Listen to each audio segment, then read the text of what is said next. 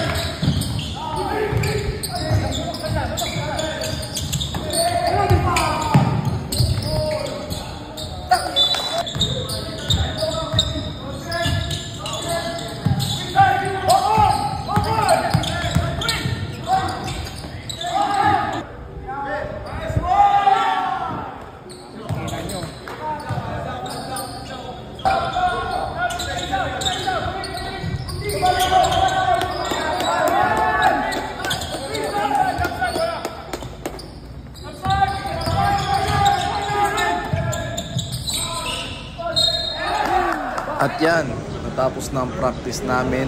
Dito, nagre-recovery muna kami ng stretching. At dito, nag-aayos na ako.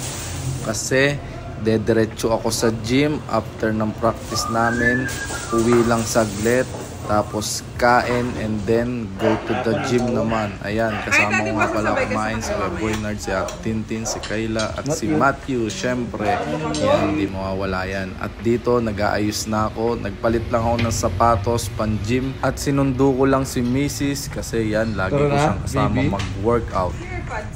And then, dito, paalis na kami. Yan, gagamitin nga pala namin si Saido. Yan, yung motor ko nga palang legend yan.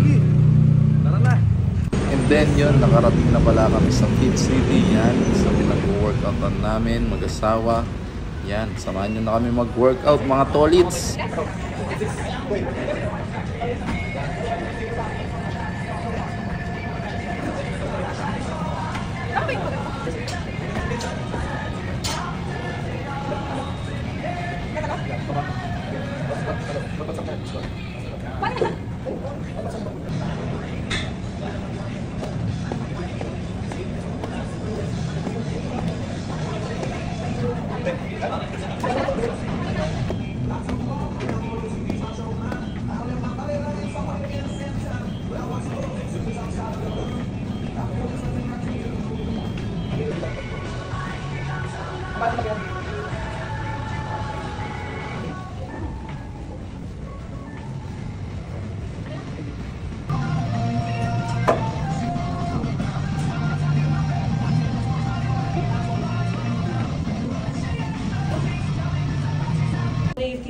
Yon, tapos na yung workout namin. Medyo nakakapagod naman, pero carry lang kasi para sa akin naman. Oh? Opo naman! Ay! Tapos na kami mag-workout mga tolits. Malapit na kami sa bahay. Yon. Let's go mga togins! Let's go mga togins! And then after all, nakarating na uli kami sa bahay.